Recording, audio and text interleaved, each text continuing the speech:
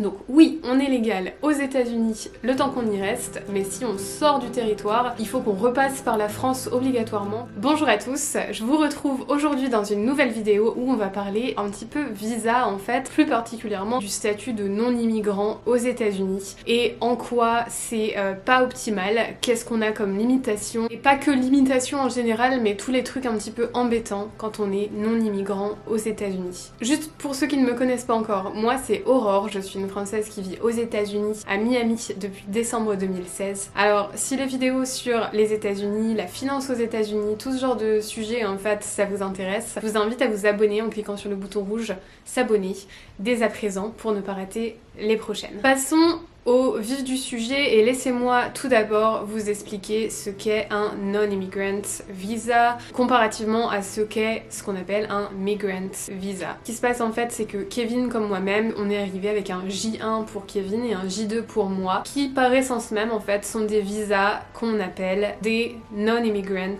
visas. C'est un type de visa que tu as pour faire certains types d'activités aux États-Unis qui te sont octroyés temporairement. Nous par exemple le nôtre la limite c'était 5 ans. Et certains permettent de faire seulement 1 an, me semble-t-il, ou 2 ans, au-delà desquels il faut obligatoirement rentrer dans son pays d'origine. Pour obtenir ce type de visa, pour que notre dossier soit accepté à l'ambassade, en 2016, quand on a fait tout ce processus, il fallait qu'on prouve notre attache à la France, notre intention de rentrer en France, tout ce genre de choses. Et c'est clairement pas l'idéal, et je vais vous raconter tout ça dans cette vidéo. Bon, si vous avez suivi encore une fois toutes nos histoires, vous savez que désormais on est dans le processus pour la carte verte. Il faut savoir qu'on subit encore les limitations du visa non-immigrant J1, J2, là, puisque la carte verte on ne l'a pas encore bien sûr, mais on a commencé les démarches grâce au travail de Kevin qui en fait pour pouvoir lui offrir un nouveau poste avait besoin qu'il devienne résident. On va passer tout de suite aux 10 choses qui sont très embêtantes quand tu es dans un statut comme nous on l'est encore en ce moment de non-immigrant aux États-Unis. Et la première limitation, la plus grande de tous, surtout quand t'as un J1 comme dans notre cas qui était valable jusqu'à un total de 5 années et que donc pendant 5 années on va en avoir bénéficié, grand désavantage, c'est que tu peux pas ou très difficilement en tout cas faire de prêt immobilier, ce qui fait que on loue notre appartement depuis décembre 2016, on paye 1560 désormais par mois. Je vous laisse calculer la somme que ça va faire qu'on a donné en 5 ans pour cet appartement, c'est juste énorme.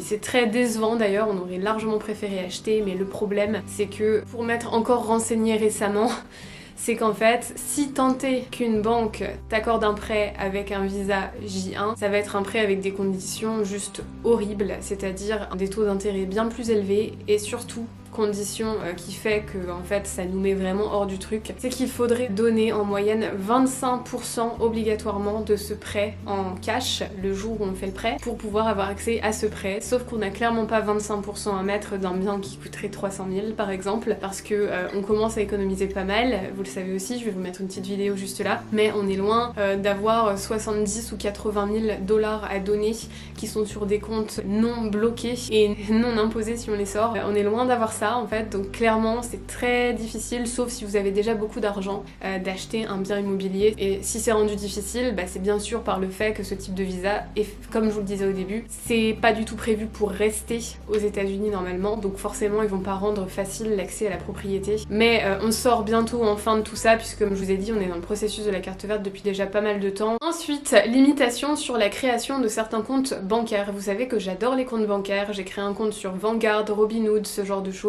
J'ouvre les 401k si mon entreprise en propose un. J'ai pu quand même ouvrir des comptes, mais ça dépend en fait de la façon dont ils mettent en place, la façon dont tu vas pouvoir souscrire au compte directement en ligne. Alors, ce qui s'est passé avec Vanguard et Robinhood, c'est que dans les faits, je crois pas que je suis censée pouvoir avoir un compte avec eux, avec le visa qu'on a en ce moment en fait. Le seul fait est que je crois que la façon dont ils demandaient ça au moment où on s'enregistre sur la plateforme en fait, c'est êtes-vous résident américain, et en fait du point de vue des impôts on est résident.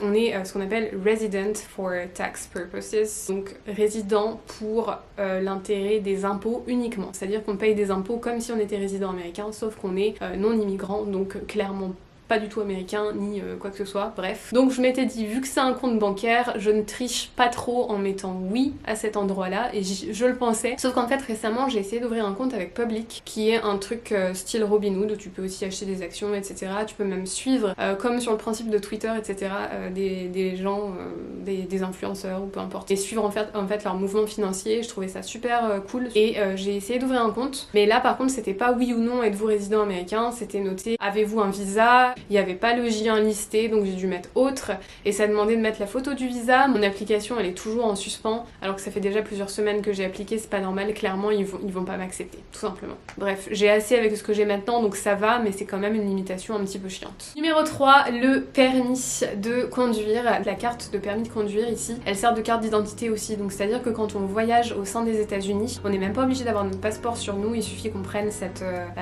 carte de permis qu'on appelle driver license ici, et c'est parfait. Sauf que le petit souci, enfin le truc un peu chiant en fait, c'est que pour faire cette carte de permis, tu dois aller au DMV, et le DMV c'est le cauchemar de tout américain, c'est une administration super lente. Si t'y vas avant l'ouverture, t'as déjà une file d'attente qui fait des serpentins parfois. À chaque fois qu'on y va, on y passe une demi-journée, et donc à chaque fois on doit repayer pour le permis de conduire. Je vous dis bien qu'on doit y aller à chaque fois, puisqu'à chaque fois que notre visa se termine et est reprolongé par le travail de Kevin, et ben ça n'empêche pas que notre permis, cette carte en fait, a été faite seulement jusqu'à la date d'expiration du visa, donc à chaque fois on doit retourner au DMV, repayer. Donc le permis de conduire ici, heureusement c'est pas cher, c'est 55 $ si je me souviens bien, et on doit refaire donc notre carte de permis. Ça fait déjà 4 fois je crois au total qu'on a dû refaire notre permis et aller au DMV. Grosse limitation entre guillemets, parce que tu peux quand même le faire, mais c'est vraiment très ennuyeux de devoir faire ça à chaque fois. Ensuite, je veux clairement pas rentrer dans un débat politique, mais en 4e limitation, restriction, je suis obligée de le mettre quand même puisque c'est réel, hein.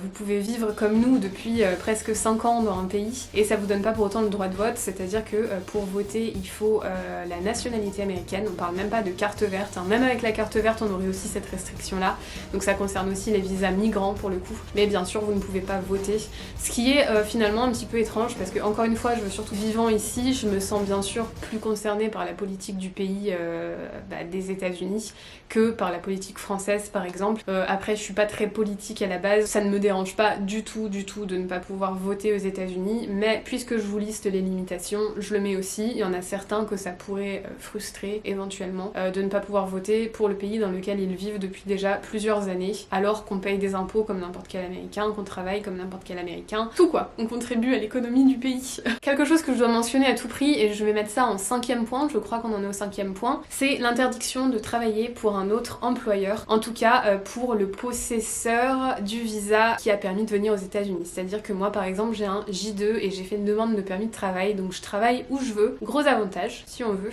mais mon visa est étroitement lié à celui de Kevin, c'est-à-dire que si demain Kevin est viré par son employeur actuel, on perd nos 2 visas, nos droits de travailler ici et notre droit de rester ici. C'est-à-dire qu'on aurait une période de grâce qui est très exactement de 1 mois je crois, pour rempacter toutes nos affaires et partir. Alors là c'est un petit peu différent, ça a changé puisqu'on est suivi par des avocats, on a un dossier de carte verte, donc ce serait plus le cas, mais ça l'a été pendant longtemps, nos 4 premières années ici en fait. C'est parce que le visa est lié à un employeur en particulier, c'est pour cette raison que le visa a été obtenu dans un premier temps, parce que l'employeur a sponsorisé Kevin en l'occurrence là par exemple. Le visa n'est valable que pour cet employeur en particulier. 6e chose qui va toujours être très liée à Kevin, c'est le fait qu'il ne peut pas avoir ce qu'on appelle de grants, je crois qu'on dit bourse en français. Je vous dis souvent qu'un nouveau poste lui a été proposé, mais c'est un poste qui serait mieux payé, mais payé en fait par des bourses, des grants, c'est en fait des sortes de projets que les scientifiques font. Je suis mal placée pour vous expliquer tout ça, et t'as une sorte de bourse de plusieurs centaines de milliers de dollars, ou voire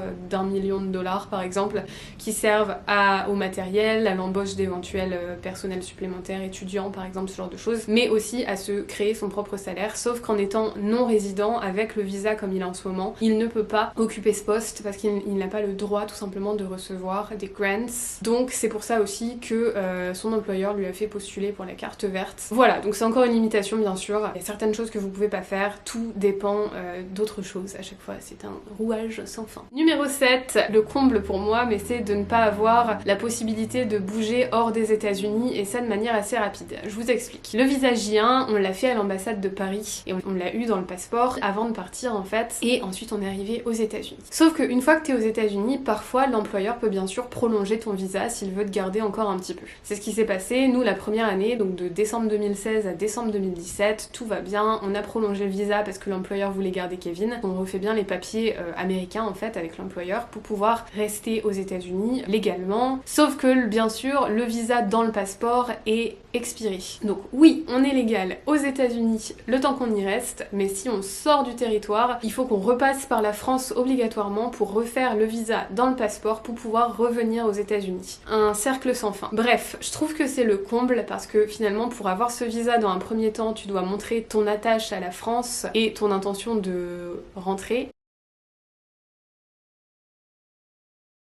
Parce que t'as pas beaucoup de vacances aux États-Unis, donc tu n'as pas cette opportunité de demander un rendez-vous à l'ambassade, assembler tous les papiers et devoir potentiellement attendre en fait. Je vous parle même pas de quand on a commencé les démarches de la carte verte. Là, l'avocat nous a dit clairement, êtes-vous prêt à ce qu'on commence les démarches? Malheureusement, même si quelque chose de grave arrive dans votre famille, quoi qu'il se passe, vous ne pouvez plus rentrer en France dès qu'on commence les démarches. Donc c'est assez dingue en fait. 8e chose que je suis obligée de mentionner, c'est le permis de travail pour le conjoint qui suit. Dans mon cas, moi-même, avec le J2, ça m'autorisait à demander donc un permis de travail pour pouvoir travailler moi aussi. Permis de travail qu'il faut payer, c'est le comble. En fait, tu es dans un nouveau pays, tu vas pas rien faire bien évidemment, tu veux à un certain moment quand même avoir une carrière, avancer et te faire de l'argent bien sûr, mais il faut payer pour pouvoir être payé.